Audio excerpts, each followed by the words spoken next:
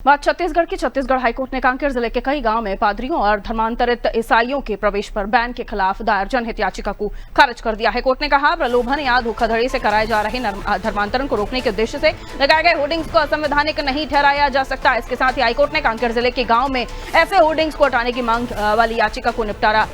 कर दिया है। चीफ जस्टिस रमेश कुमार सिन्हा और जस्टिस बी.डी. गुरु की डिवीजन बेंच ने कहा कि प्रलोभन या गुमराह कर जबरन धर्मांतरण को रोकने के लिए होर्डिंग्स लगाना संवैधानिक नहीं है। कोर्ट ने कहा कि ऐसे लगता है कि ये होर्डिंग संबंधित ग्राम सभाओं ने स्थानीय जनजाति और सांस्कृतिक विरासत के हितों की रक्षा के लिए एक एहतियाती उपाय के तौर पर लगाए हैं। डिवीजन बेंच ने याचिकाकर्ता को पैसा नियम 2022 के तहत ग्राम सभा संबंधित अधिकारी के पास जाने का निर्देश दिया है। बता दें, कांकेर निवासी दिग्बाल टोंडी ने एक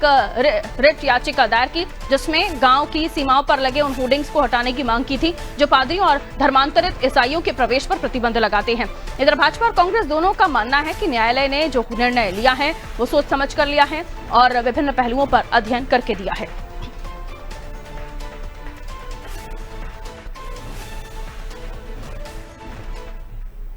कुलभूषण हमारा सहयोगी हमारे साथ जुड़े हुए हैं। धर्मांतरण और लालच या लोभ के साथ कराया जा रहा जबरदस्ती धर्मांतरण, इसको लेकर लगे होर्डिंग्स, जिसको लेकर कोर्ट ने स्पष्ट किया है किसी भी तरह से असंवैधानिक नहीं है। स्पष्ट है, इसको रोकने के लिए जो लोगों का सोचना होगा या एहतियातन तौर पर उन्होंने लगाए होंगे, इससे उन्हीं लोगों को तकलीफ हो सकती है जो इस मामले में जुड़े हुए हों, लेकिन कोर्ट ने स्पष्ट कर दिया है कोई असंवैधानिक नहीं है। कुलभूषण जी बिल्कुल, ये एक चीज से साफ है कि जिस तरह से लगातार धर्मांतरण के मामले छत्तीसगढ़ में आ रहे हैं वो किसी से छुपा नहीं है। और खास तौर पर वो क्षेत्र या वो आदिवासी क्षेत्र या फिर वो सुदूर गांव के इलाके जहां पर इस तरह के जो पादरी हैं या फिर इस तरह के जो धर्मांतरित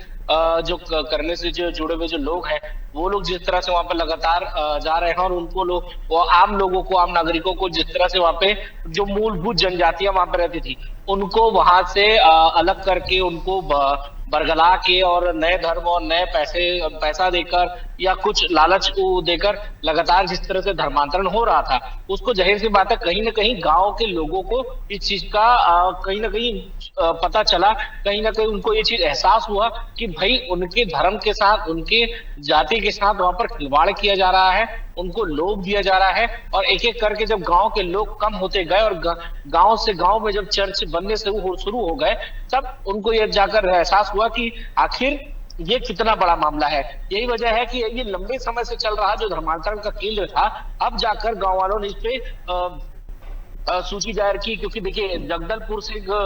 याचिका दायर की गई, कांकेर से याचिका दायर की गई और ऐसे करीब 8 से 10 गांव हैं जहां से ये पूरी याचिका दायर करके हाईकोर्ट तक ये मामला गया। और हाईकोर्ट ने भी इसे समझा, हाईकोर्ट ने भी इसे कहा कि देखिए ये गांव का मामला है, ये उनके व्यक्तिगत धर्म का मामला है, व्यक्तिगत आस्था का मामला है। वो सालों से पीढ़ी दर पीढ़ी जिस आस्था को मानते आ रहे हैं, सैकड़ों हजारों सालों से जिस धर्म जिस चीज को मानते आ रहे हैं, उस पर आखिर सवाल उठाने का हक किसी को नहीं है। और ना ही अगर कोई बरगलाता है या बरगलाकर और धर्मांतरण कराने की जो कोशिश, लालच लोभ देकर जो धर्म परिवर्तन कराने की कोशिश है, इस पर वैसे भी छत्तीसगढ़ सरकार सख्त दिखाई दे रही है और इस पर अब लोगों का भी कहीं ना कहीं